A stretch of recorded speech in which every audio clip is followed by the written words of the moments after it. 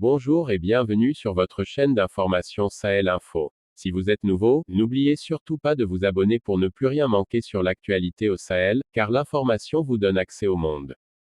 Après l'arrivée des militaires formateurs russes au Mali, il est aussi prévu celle des opérateurs économiques dans les prochaines semaines à Bamako pour relancer les liens commerciaux entre les deux pays. L'annonce a été faite, le mardi, 28 décembre 2021, par l'ambassadeur de la Russie, Igor Gromyko, lors d'une réception de trophée Siwara qui lui a été décerné par le groupe de patriotes du Mali, GPM, une jeune association qui réclame la reprise et le renforcement de la coopération russo-malienne.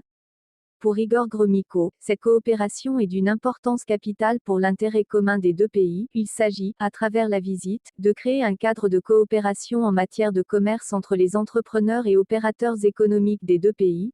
Il ne s'agit pas seulement de parler de l'amitié, il faut travailler ensemble dans une bonne direction. C'est très important de développer nos liens dans le domaine du commerce parce que les entrepreneurs des deux pays sont tous intéressés, indique-t-il.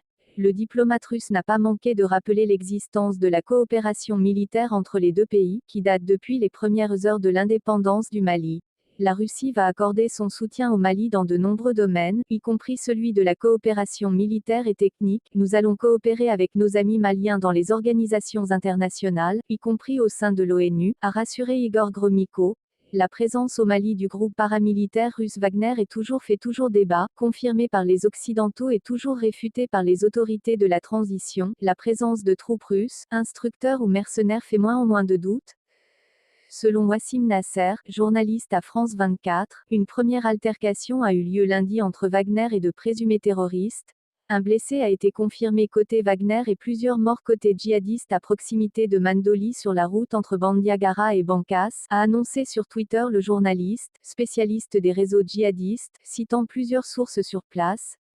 Le gouvernement malien a toujours refusé de confirmer le déploiement du groupe Wagner auquel s'opposent, avec passion, les puissances occidentales dont la France et les États-Unis. Toutefois, la position des officiels russes sur la question donne à réfléchir. À notre avis, ce n'est pas l'approche la plus constructive, a assuré Vsevolod Tkachenko, directeur du département Afrique du ministère russe des Affaires étrangères au micro de Sputnik.